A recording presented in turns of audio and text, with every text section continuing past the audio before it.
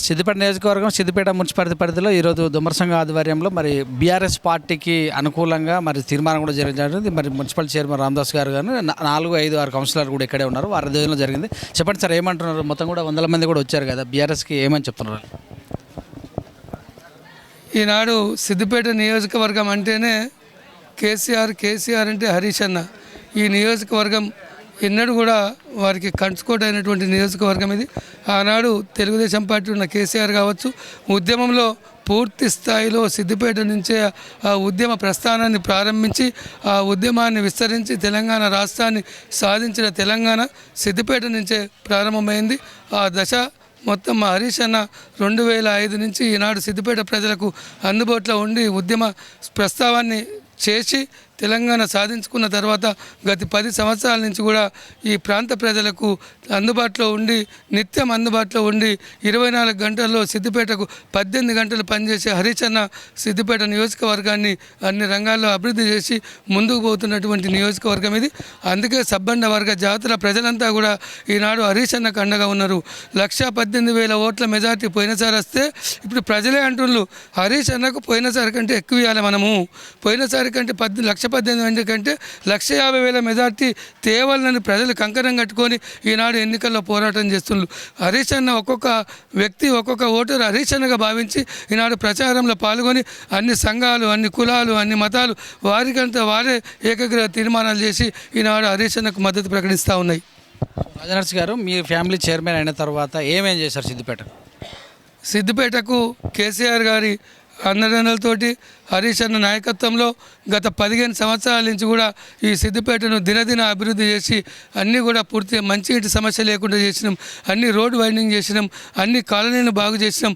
ముఖ్యంగా ఈ సిద్దిపేటకు ఆనాడు కలగన్నటువంటి సిద్దిపేట కోమటి చెరువు కోటి అందాలతో తీర్చిదిద్దాలనుకున్న సిద్దిపేటను కేసీఆర్ గారు పూర్తి స్థాయిలో దాన్ని అభివృద్ధి చేసి హరీష్ అన్న సిద్దిపేట ప్రజలకు అందించినటువంటి గొప్ప కానుక ఈనాడు కోమటి చెరువు కోటి అందాలతో తీర్చిదిద్దడం. అది సిద్దిపేటకు ఎన్నో రకాలుగా అవసరం ఉండే ప్రజలకు ఆహ్లాదంగా ఉండాలంటే ఎక్కడ కూడా లేకుండే ఆ సిద్దిపేటకు కోమటి చెరువు కోటి అందాలతో తీర్చిదిద్దినాం. అదే సిద్దిపేటకు ఒక కళ ఉండే సిద్దిపేట జిల్లా కావాలి. ఆ జిల్లా అయితే మాకు సంగారెడ్డి పోతే 140 కిలోమీటర్ దూరం పోతే ఆ బస్ కిరాయిలు పెట్టుకొని మళ్ళీ పొద్దున్ననక పనంతా పోతుందని ఈ ప్రాంత ప్రజలు కోరుకునేది. కానీ ముఖ్యమంత్రి గారు కేసీఆర్ గారు ముఖ్యమంత్రి కాగానే మొదట జిల్లాల ప్రస్తావన రాగానే సిద్దిపేట జిల్లా అయింది.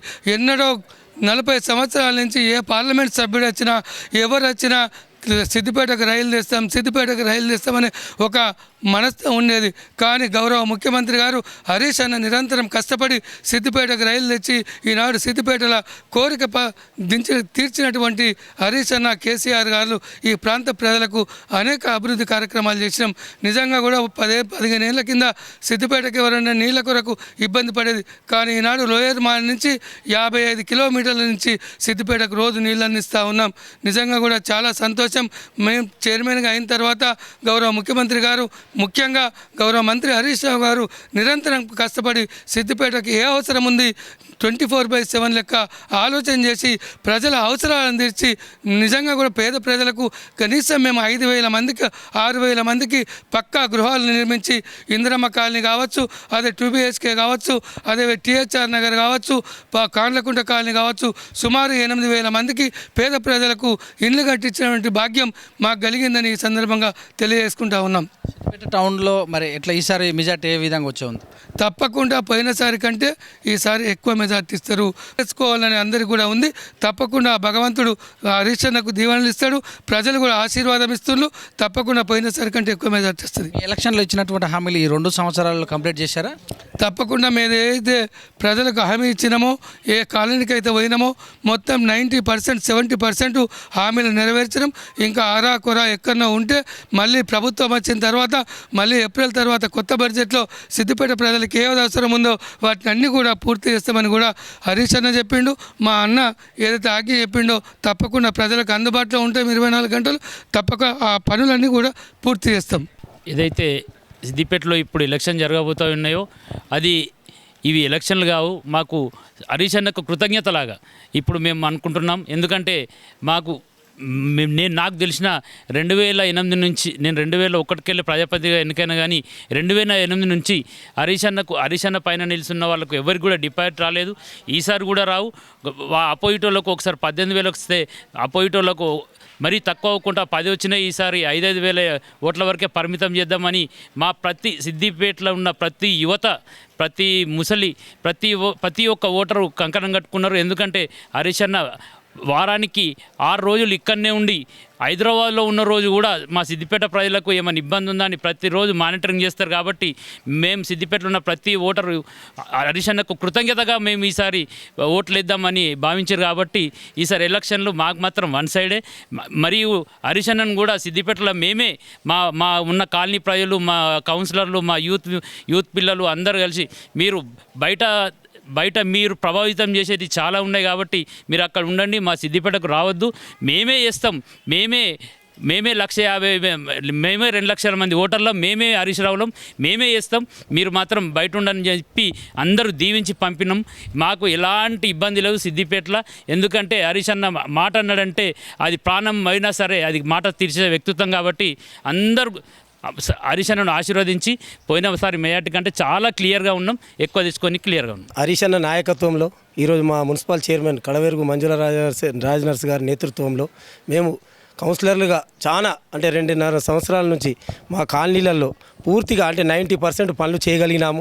ఎందుకంటే హరీష్ అన్న ఆశీర్వాదంతో, మా చైర్మన్ గారి సహకారంతో ఇప్పటికే మా కాలనీలో ఏవైతే మేము ఎలక్షన్ల ముందు మాటలు ఇచ్చినామో అవి తూతా చెప్పకుండా అన్ని పాటించినాము. పెన్షన్లు కానీ, రోడ్లు కానీ, మోరీలు కానీ, అండర్గ్రౌండ్ డ్రైనేజ్ కానీ, కరెంట్ స్తంభాలు కానీ, నీళ్లు కానీ, ప్రతి ఇంటికి కూడా నీరు ఈరోజు ఏ రకంగా అయితే సిద్దిపేటలో ఆ కాలంలో అప్పుడు మా కేసీఆర్ గారి సారథ్యంలో మా చైర్మన్ గారు ఏదైతే లోయర్ మ్యానర్ ట్యాంక్ నుంచి తీసుకొచ్చి ఇచ్చిర్రో ఇప్పుడు ప్రతిరోజు కూడా రోజు 2 సార్లు కూడా నీళ్ళు ఇచ్చే పరిస్థితి వచ్చింది. ఇక్కడ మాకు వద్దు అనే పరిస్థితి వచ్చింది నీళ్లు.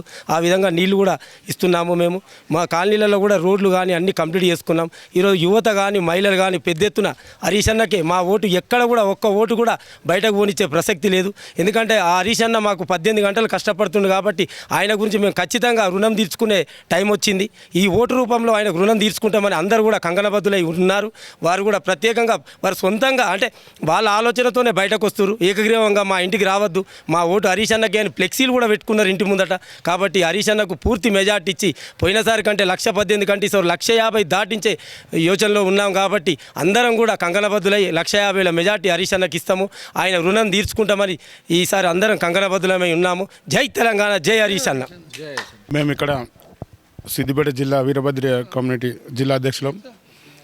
ఇక్కడ ప్రజలే పాలకులు అన్నట్టుగా హరీష్ అన్న గారు మాతో 24 గంటలు ఉంటూ చైర్మన్ గారు కానీ, మన కౌన్సిలర్లు, వార్డు కౌన్సిలర్లు కానీ మేమందరం కలిసి ఎవరకు ఎలాంటి పని ఉన్న నీళ్లు కానీ, ఏదైనా రోడ్డు గురించి కానీ అందరం కలుసుకొని కూడా మేము వార్డులని అభివృద్ధి చెందపరుస్తూ ఉన్నాం. అదేవిధంగా ఆయన కూడా మాతోటి ప్రజల్లో మమేకమై మాతోటి ఉంటూ మాకు ఎలాంటి అవసరాలు ఉన్నా తీరుస్తూ వస్తుండు. మేము కూడా అందరం కలిసి ఈసారి భారీ మెజార్టీతోటి హరీష్ రావు గారిని ఖచ్చితంగా మేము గెలిపించుకుంటామని చెప్తున్నాం. దొమ్మర సంఘం తరపున కృతజ్ఞతలు జరుపుకుంటున్నాము. ఎందుకంటే ఎంబీసీలుగా మమ్మల్ని గుర్తించి ఈ ప్రభుత్వము అలాగే 10 కోట్ల రూపాయలు 10 ఎకరాల భూమి ఇచ్చి మా కుల సంఘాలకు మా రాష్ట్ర సంఘాలకు భవనాలు కట్టించి మంచి గుర్తింపునిచ్చింది. మాకు మేము తలెత్తుకునేటట్టు చేస్తున్నట్టు ఈ ప్రభుత్వానికి తప్పకుండా, అలాగే మా సిద్దిపేట ముద్దుపేట హరీష్ అన్నకు 1,50,000 మెజార్టీతో తప్పకుండా గెలిపించుకుంటామని ఈరోజు మా చైర్మన్ గారి ఆధ్వర్యంలో